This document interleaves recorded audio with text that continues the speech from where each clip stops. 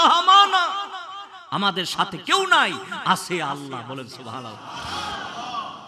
আল্লাহ যার সাথে আছে তার কোনো ভয় আছে?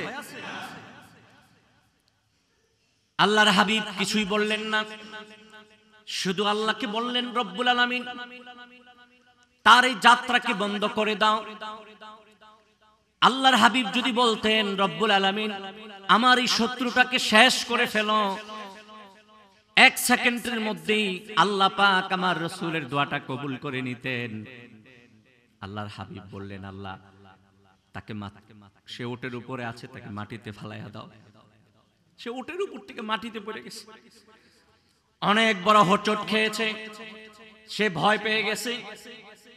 তারপরেও তার হাতে একটা তীর ছিল, তীরের মধ্যে এক মাথায় হা আর এক মাথায় না লিখে সে একটা লটারি ধরল যে আমি মুহাম্মদের পিছু নিব কিনা। লটারির মধ্যে উঠলো না, সে আরো ঘাবড়ায় গেছে, কিরে তাহলে কি 100 উট আমি গ্রহণ করতে পারবো না? সে ঘাবড়ায় গেল যে মনে হয় মুহাম্মদ সাল্লাল্লাহু আলাইহি ওয়াসাল্লামকে কিছুই করা যাবে না।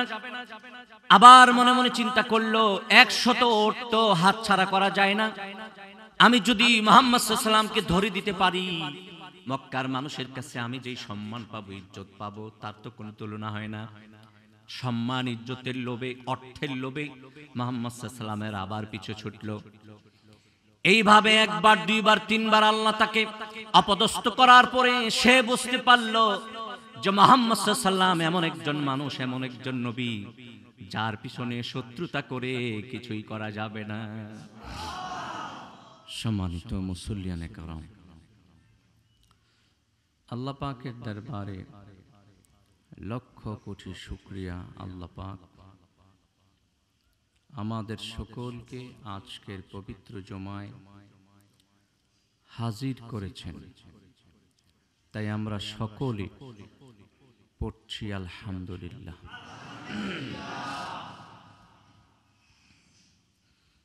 আমি আপনাদের সামনে গত জুমায় মদিনাতুল মুনাওয়ারা সম্পর্কে আলোচনা করেছিলাম। মদিনাতুল মুনাওয়ারা এটা রাসূল সাল্লাল্লাহু আলাইহি সাল্লামের হিজরতের শহর। আজকে আমি বলবো আল্লাহ রাসূল সাল্লাল্লাহু আলাইহি সাল্লাম মদিনাতুল মুনাওয়ারায় যেতে কত বাধার সম্মুখীন হয়েছিলেন। আমার রাসূলের অনেক কাজই বাধা ছিল, কিন্তু এক পর্যায়ে আল্লাহ পাক আমার রাসূল সাল্লাল্লাহু আলাইহি সাল্লামকে সাহায্য করেছেন। সেদিন তো ইসলামের রাজ কায়েম হয়ে গিয়েছিল। মদিনাতুল মুনাওয়ারার দিকে মক্কাতুল মুকাররমা থেকে যখন মদিনাতুল মুনাওয়ারায় রওনা দিলেন, রাস্তাটা আমার রাসূলের জন্য এত সহজ ছিল না। এখন এই হাজী সাহেবেরা এই যুগে এত আরামে যায়, তারপরেও তো মধ্যখানে বিশ্রামের প্রয়োজন হয়, চা নাস্তার প্রয়োজন হয়। কিন্তু আমার ভাইয়েরা সে যুগের পথ এত সহজ ছিল না। কঙ্করময় পাহাড়, টিলা, এই সব কিছু অতিক্রম করে আমার রাসূলকে মদিনায় পৌঁছতে হয়েছিল। বলেন সুবহানাল্লাহ। অন্যদিকের ঘটনা হচ্ছে মক্কার কাফেরেরা যখন দেখলো মুহাম্মদ সাল্লাল্লাহু আলাইহি ওয়াসাল্লাম হাত ছাড়া হয়ে গেছে, তাকে হত্যা করা গেল না, বন্দী করা গেল না, তার ক্ষতি করা গেল না, পাগলের মতো হয়ে গেছে, তালাশ করছে। আমি বলেছি কাফের মুশরিকেরা আমার রাসূল যেই গর্তের ভিতরে ছিলেন ওই গর্তের পাশেই চলে এসেছিল। আল্লাহ হেফাজত করলে, আল্লাহ যদি কাউকে হেফাজত করে তাকে কেউ কিছু করতে পারে? আল্লাহ যদি বন্ধু হয়ে যায় দুনিয়ার শত্রু কি করবে, তাই না? सारी दुनिया हो मुखालिफ कुछ नहीं नुकसान है, गम नहीं है डर नहीं है जब खुदा रहमान है। तमाम পৃথিবী আমার আপনার শত্রু হয়ে গেলে আল্লাহ যদি বন্ধু থাকে আমাদেরকে কেউ কিছু করতে পারবে? तमाम পৃথিবীর মানুষ যদি আমাদের বন্ধু হয়ে যায়, আল্লাহকে যদি আপন করতে না পারি, আল্লাহ যদি চায় আমার এই বান্দাটাকে নিয়ে যাব, তাকে মৃত্যু দিব, তাকে হালাক করে দিব, तमाम পৃথিবীর মানুষ মিলেও আমাকে আপনাকে রাখতে পারবে না। সব ক্ষমতার মালিক যিনি, তিনি কে? কাফের মুশরিকেরা চেষ্টা করেছে মুহাম্মদ সাল্লাল্লাহু আলাইহি ওয়াসাল্লামকে মিটিয়ে দেওয়া যায় কিনা, কিন্তু ভাইরা মুহাম্মদ সাল্লাল্লাহু আলাইহি ওয়াসাল্লামের নূরকে, ইসলামের নূরকে, কোরআনের নূরকে আল্লাহ জ্বালায়া দিবে, এই নূরকেও নিভাইতে পারবে না। পারবে? আল্লাহর হাবিব সাল্লাল্লাহু আলাইহি ওয়াসাল্লাম যখন মদিনার দিকে রওনা দিলেন, কাফেররা চিন্তা করলো শিকার তো হাত ছাড়া হয়ে গেছে, কি করা যায়? তারা পুরস্কার ঘোষণা করলো যে মুহাম্মদ সাল্লাল্লাহু আলাইহি ওয়াসাল্লামকে ধরে দিতে পারলে 1 টাকা না 2 টাকা না, 1টা ওট না 2টা ওট না, 100 ওট পুরস্কার দেওয়া হবে। জোরে কর নাউজুবিল্লাহ। আল্লাহর হাবিব মদিনাতুল মুনাওয়ারার দিকে রওনা দিলেন। প্রতিমধ্যে সুরাকা বিন মালিক আমার রাসূলকে দেখে ফেলল। সে চিন্তা করলো এই তো মুহাম্মদ যাচ্ছে, এত বড় পুরস্কার হাতছাড়া করা যাবে না। অস্ত্র শস্ত্র নিয়ে আমার নবীর পিছনে ধাওয়া করলো। সুরাকা বিন মালিক বলে আমি দেখলাম মুহাম্মদ সাল্লাল্লাহু আলাইহি ওয়াসাল্লাম খুব ধীর গতিতে যাচ্ছে। ওটের উপর ছিল, ডাইনও তাকায় না, বামেও তাকায় না, সামনেও তাকায় না, পিছনেও তাকায় না। তার অন্তরে কোনো ভয় ছিল না। দুনিয়ার কোনো মানুষের, দুনিয়ার কোনো শত্রুর ভয় তার অন্তরে ছিল না। ওটের পিঠে মুহাম্মদ সাল্লাল্লাহু আলাইহি ওয়াসাল্লাম মধুর সুরে কোরআন তেলাওয়াত করছেন। কিন্তু আমার ভাইয়েরা, আবু বকর বড় পেরেশান ছিলেন। আবু বকর সিদ্দিক কি করেছিলেন ওই দিন আমার রাসূলের জন্য এত বেশি পেরেশান ছিলেন। একবার আমার রাসূলের ডাইনে যায়, আবার বামে যায়, আবার সামনে যায়, আবার পিছনে যায়। সুবহানাল্লাহ। এই তো ভালোবাসা। এটা ছিল আবু বকরের আমার দয়াল নবীর জন্য ভালোবাসা। ডাইনে বামে সামনে পিছনে না জানি কোন দিক থেকে মুহাম্মদ সাল্লাল্লাহু আলাইহি ওয়াসাল্লামের শত্রু চলে আসে। ভাইয়ের আমার, যখন সুরাকা বিন মালিক একদম কাছে চলে এসেছি, তীর মারবে রাসূলের দিকে, এমন সময় আবু বকর ডাক দিয়ে বললেন, ইয়া রাসূলুল্লাহ, এই তো সুরাকার হাতে ধরা খেয়ে গেলাম। আল্লাহর হাবিব আস্তে ধীরে বললেন, আবু বকর পেরেশান হইও না, আমি আর তুমি 2 জন না, আমরা 3 জন আছি। লা তাহজান, লা তাহজান, ভয় নাই, ইন্নাল্লাহা মা'না, আমাদের সাথে কেউ নাই, আছে আল্লাহ। বলেন সুবহানাল্লাহ। আল্লাহ যার সাথে আছে তার কোনো ভয় আছে? আল্লাহর হাবিব কিছুই বললেন না, শুধু আল্লাহকে বললেন, রব্বুল আলামিন তার এই যাত্রাকে বন্ধ করে দাও। আল্লাহর হাবিব যদি বলতেন, রব্বুল আলামিন আমার এই শত্রুটাকে শেষ করে ফেলো, 1 সেকেন্ডের মধ্যেই আল্লাহ পাক আমার রাসূলের দোয়াটা কবুল করে নিতেন। আল্লাহর হাবিব বললেন, আল্লাহ তাকে সে ওটের উপরে আছে, তাকে মাটিতে ফেলাইয়া দাও। সে ওটের উপর থেকে মাটিতে পড়ে গেছে, অনেক বড় হোঁচট খেয়েছে, সে ভয় পেয়ে গেছে। তারপরেও তার হাতে একটা তীর ছিল, তীরের মধ্যে এক মাথায় হা আর এক মাথায় না লিখে সে একটা লটারি ধরল যে আমি মুহাম্মদের পিছু নিব কিনা। লটারির মধ্যে উঠলো না, সে আরো ঘাবড়ায় গেছে, কিরে তাহলে কি 100 ওট আমি গ্রহণ করতে পারবো না। সে ঘাবড়ায় গেল যে মনে হয় মুহাম্মদ সাল্লাল্লাহু আলাইহি ওয়াসাল্লামকে কিছুই করা যাবে না। আবার মনে মনে চিন্তা করলো 100 ওট তো হাতছাড়া করা যায় না, আমি যদি মুহাম্মদ সাল্লাল্লাহু আলাইহি ওয়াসাল্লামকে ধরে দিতে পারি মক্কার মানুষের কাছে আমি যেই সম্মান পাবো, ইজ্জত পাবো, তার তো কোনো তুলনা হয় না। সম্মান ইজ্জতের লোভে, অর্থের লোভে মুহাম্মদ সাল্লাল্লাহু আলাইহি ওয়াসাল্লামের আবার পিছু ছুটলো। এইভাবে একবার, দুইবার, তিনবার আল্লাহ তাকে অপদস্থ করার পরে সে বুঝতে পারলো যে মুহাম্মদ সাল্লাল্লাহু আলাইহি ওয়াসাল্লাম এমন একজন মানুষ, এমন একজন নবী যার পিছনে শত্রুতা করে কিছুই করা যাবে না। আমার দয়াল নবীকে ডাক দিয়ে বললেন, ইয়া রাসূলুল্লাহ সাল্লাল্লাহু আলাইহি ওয়াসাল্লাম, আপনি আমাকে ক্ষমা করে দেন, আপনি আমাকে ক্ষমা করে দেন, আপনি সহি সালামতে যান, আপনি সহি সালামতে যান, পিছন দিক দিয়ে আমি আপনার পাহারায় আছি। সুবহানাল্লাহ।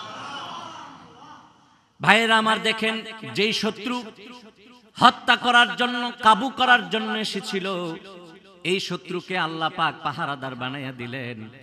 এই খেলাটা দুনিয়ার কোনো মানুষ খেলতে পারে না, এটা খেলতে পারে যিনি টিকে। সুরাকা বিন মালিক এবার পাহারাদার হয়ে গেল মুহাম্মদ সাল্লাল্লাহু আলাইহি ওয়াসাল্লামের। আল্লাহর হাবিব কিছু দূর সামনে গেলেন, পিপাসা ছিল, একটু বিশ্রাম নিলেন। হঠাৎ করে দেখলেন উম্মে মাবাদের একটা ঝুপড়ি। আল্লাহর রাসূল সেখানে গেলেন, সেখানে যে লোকেরা ছিল তাদেরকে বললেন, তোমাদের এই কাফেলায় কি কোনো বকরি আছে কিনা? তারা বলল, ও মুহাম্মদ সাল্লাল্লাহু আলাইহি ওয়াসাল্লাম, বকরি আছে, তবে আমাদের বকরিগুলি খুবই হ্যাংলা পাতলা, আমাদের বকরিগুলি খুব দুর্বল। আল্লাহর হাবিব বললেন, এই বকরি থেকে দুধ দহন করা যাবে কিনা? কয়টা সম্ভবই না। আল্লাহর হাবিব ডাক দিয়ে কয়, বকরিগুলি আমার কাছে নিয়ে আসো, আমি দেখি দুধ আসে কিনা। মরা সরা এই বকরির স্তনে যখন আমার দয়াল নবী রহমতের হাত লাগাইয়া দিলেন, ঝর্ণার মতো দুধ পড়তে লাগলো। সুবহানাল্লাহ। আল্লাহর হাবিব নিজেও পান করলেন, সাহাবায়ে কেরামদেরকে পান করাইলেন, ওই বাড়িওয়ালা ঘরওয়ালাদেরকেও দিয়ে দিলেন। বলেন সুবহানাল্লাহ। তারপরে আল্লাহর হাবিব মদিনার দিকে যাচ্ছে, ওই দিক দিয়ে মদিনার মানুষেরা আমার নবীর জন্য দেওয়ানা হয়ে আছে, কখন মুহাম্মদ সাল্লাল্লাহু আলাইহি ওয়াসাল্লাম মদিনায় আসবে, কখন তারা ফুলের মালা দিয়া মদিনাতুল মুনাওয়ারায় আমার রাসূলকে গ্রহণ করবে।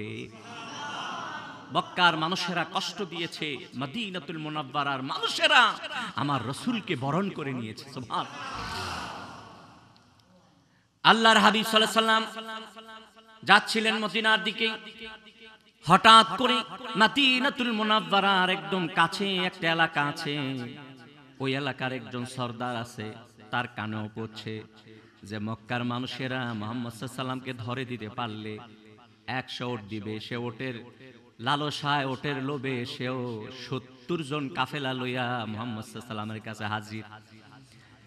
আল্লাহর হাবিব তাকে বিভিন্ন প্রশ্ন করলেন, আমার নূর নবীর নুরানি চেহারার দিকে আর চোখের দিকে যখন ওই 70 জন মানুষ তাকাইলো, আল্লাহ এমন এক আকর্ষণ সৃষ্টি করে দিয়েছে, আল্লাহ পাক এমন এক আকর্ষণ সৃষ্টি করে দিয়েছে।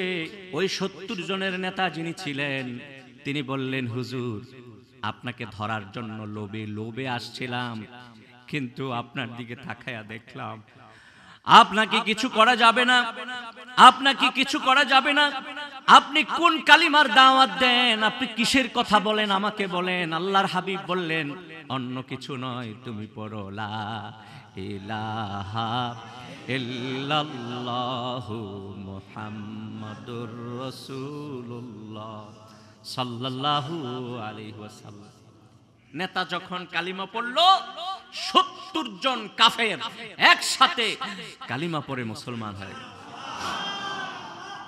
আমার হাবিবের কাফেলায় লোক বেড়ে গেল, বিশাল বড় কাফেলা হয়ে গেল। ওই দিক দিয়ে মদিনার মানুষেরা মদিনার বর্ডারের মধ্যে এসে আমার রাসূলের জন্য অপেক্ষা করতে লাগলেন। এমনকি ছোট্ট বালকেরাও, ছোট্ট শিশু বাচ্চারা, ছেলেরা মেয়েরা সবাই রাসূলের জন্য পড়তে লাগলেন তালা আল বদরু আলাইনা মিন সানিয়াতিল ওয়াদাই ওয়াজাবা শুকরু আলাইনা মাদালিল্লাহি দাই আইয়ুহাল মাবসু ফিনা আইয়ুহাল মাবসু ফিনা জিতা বিল আমরিল মুতাই। বলেন সুবহানাল্লাহ। আমার দয়াল নবীকে ফুলের তোড়া দিয়া আহলান সাহলান জানায়া মদিনাতুল মুনাওয়ারায়, যেই জায়গায় এখন মসজিদে কুবা, ওই জায়গার মধ্যে নিয়ে জায়গা দিল। আল্লাহর হাবিব গেলেন সেখানে মসজিদ তৈরি করলেন, মসজিদে কুবা। যারা মদিনাতুল তাইয়্যিবা মদিনাতুল মুনাওয়ারায় গিয়েছেন তারা ওই মসজিদে কুবা দেখেছেন। এটা আল্লাহর রাসূলের প্রথম মসজিদ। সেখানে আল্লাহর রাসূল সাল্লাল্লাহু আলাইহি ওয়াসাল্লাম 14 দিন ছিলেন। তারপরে সেখান থেকে কাফেলা নিয়ে এই মসজিদে কুবা হচ্ছে মসজিদে নববী থেকে 3 মাইল দূরে। আল্লাহর হাবিব সেখানে আবার উটের উপর উঠলেন, আরোহণ করলেন। 3 মাইল দূরে মসজিদে নববীর যে এলাকা, ওই এলাকায় গেলেন। সব মানুষেরা আশা আকাঙ্ক্ষা করছিল মুহাম্মদ সাল্লাল্লাহু আলাইহি ওয়াসাল্লাম আমার ঘরে আসবে, আমার ঘরের মেহমান যদি মুহাম্মদ সাল্লাল্লাহু আলাইহি ওয়াসাল্লাম কি করা যায়, আমার কপাল খুলে যাবে, আমার তাকদীর খুলে যাবে। এই আশা নিয়ে সবাই ভিড় জমাইল। আল্লাহর হাবিব কার কাছে যাবেন, কার ঘরে যাবেন, কাকে নিষেধ করবেন? যাকে নিষেধ করবে তার মন বেজার হয়ে যাবে। এই কারণে আমার দয়াল নবী বললেন, আনসাররা রে, আমি ইচ্ছা করে কারো ঘরে যাব না। আমার ওটকে আল্লাহ বলে দিয়েছে কার ঘরে যাবে, সেটা আল্লাহ বলেই দিয়েছে। বলে সুবহানাল্লাহ। সবাই অপেক্ষা করতে লাগলো, কিন্তু আমার ভাইয়েরা কারো ঘরে গেল না, কারো ঘরে গেল না। সবাই তাকিয়ে দেখলো ওটটা হযরতে আবু আইয়ুব আনসারীর ঘরের পাশে যাইয়া খিমা গাইল। সুবহানাল্লাহ। আল্লাহর হাবিব সাল্লাল্লাহু আলাইহি ওয়াসাল্লাম সেখানে নামলেন, হযরতে আবু আইয়ুব আনসারীর ঘরে উঠলেন। সুবহানাল্লাহ। সাহাবায়ে কেরাম, আনসার সাহাবায়ে কেরাম, তারা মুহাজিরদেরকে এত বেশি আপ্যায়ন, এত বেশি মেহমানদারি করেছে যার কোনো তুলনা হয় না। সম্মানিত হাজিরিন, যাদের 1 কানি জমিন ছিল তারা আধা কানি জমিন সাহাবায়ে কেরাম যারা মুহাজির তাদেরকে দিয়ে দিয়েছে। নিজের সম্পদকে 2 ভাগ করে 1 ভাগ নিজের জন্য রেখেছে, আরেক ভাগ ওই যে মক্কা থেকে সাহাবায়ে কেরাম এসেছে তাদের জন্য দান করে দিয়েছে। টাকা পয়সা ধন দৌলত সব কিছু বন্টন করেছে। শুনলে অবাক হয়ে যাবেন, শুনলে অবাক হয়ে যাবেন। অনেক সাহাবায়ে কেরামের পরিবার আসতে পারে নাই, বিবির আসতে পারে নাই। ভাইয়ের আমার, আনসার সাহাবায়ে কেরাম যারা ছিলেন তাদের মধ্যে অনেকের 2 জন পরিবার ছিল, বিবি ছিল। একজনকে তালাক দিয়ে নিজের ভাইয়ের জন্য আরেকজনকে বৈধ করে দিয়েছেন। বলেন সুবহানাল্লাহ। ইতিহাস পৃথিবীর কোথাও নাই। এটা ছিল শুধু আনসার মুহাজিরদের মধ্যেই ছিল। বলেন সুবহানাল্লাহ।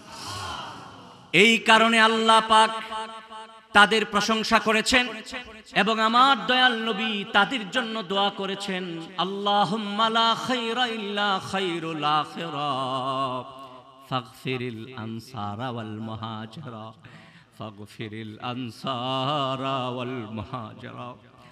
আল্লাহর হাবিব বলেছেন, ও আমার সাহাবায়ে কেরাম, দুনিয়ার ভালো আসল ভালো না, দুনিয়ার ভালো আসল ভালো না, আখিরাতের ভালো আসল ভালো।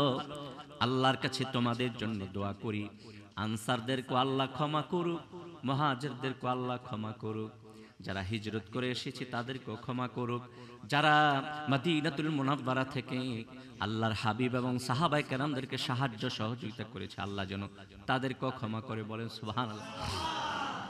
এইভাবে বিভিন্ন সময় আল্লাহর হাবিব তাদের জন্য দোয়া করেছেন, তাদের জন্য চোখের পানি ফেলেছেন, তাদের জন্য এমন কিছু নাই আমার দয়াল নবী করে নাই।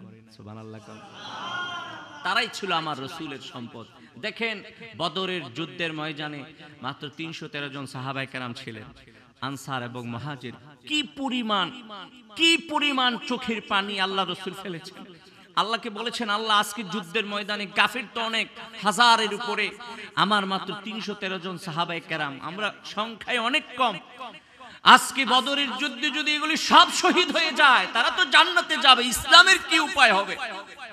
আল্লাহর কাছে দোয়া করলেন। আল্লাহ কি করলেন? আল্লাহ আকাশ থেকে ফেরেশতা নাজিল করে দিলেন। আল্লাহ পাক ডাক দিয়ে বলেছে, ইস্তাগীসুনা রাব্বাকুম ফাস্তাজাবা লাকুম আন্নী মুমিদ্দুকুম বিআলফিম মিনাল মালাইকাতি মুরদিফিন। ও দয়াল নবী, আপনি আমার কাছে সাহায্য চেয়েছেন, আপনার কোন ডাক আমি আল্লাহ খালি হাতে ফিরাইয়া দেই নাই। এই বদরের যুদ্ধে আপনি সাহাবায়ে কেরামের জন্য চোখের পানি ফেলেছেন, আমি সাহায্য এমন ভাবে করেছি, আমি আল্লাহ পাক আকাশ থেকে আপনাদের জন্য ফেরেশতা নাজিল করে দিয়েছি। আকাশ থেকে ফেরেশতা নাজিল করে আল্লাহ পাক সাহায্য করেছেন। এখনো আল্লাহ ওয়াদা দিয়েছেন, এখনো ১৫০০ বছর পরে যদি কেউ আল্লাহর হয়ে যায়, আল্লাহ ফেরেশতা দিয়ে তাকে সাহায্য করবে। বলেন সুবহানাল্লাহ। আল্লাহ যেন আমাদেরকে কবুল করে, মঞ্জুর করে। দোয়া চাই আগামী বৃহস্পতিবারের মাহফিল আল্লাহ যেন কবুল করে নেয়, মঞ্জুর করে নেয়। মসজিদের দক্ষিণে ৪ জন ওলি শায়িত আছে, আল্লাহ যেন তাদের রুহানি ফায়েজ ও বরকত নসিব করে দেয়। বলুন আল্লাহুম্মা আমিন। আল্লাহ যেন এটাকে কিয়ামত পর্যন্ত কায়েম ও দায়েম করে দেয়। বলুন আমিন। বলুন আল্লাহুম্মা আমিন। ওয়া আখির দাওয়ানা আলহামদুলিল্লাহি রাব্বিল আলামিন। ওয়াসসালামু আলাইকুম ওয়া রাহমাতুল্লাহ।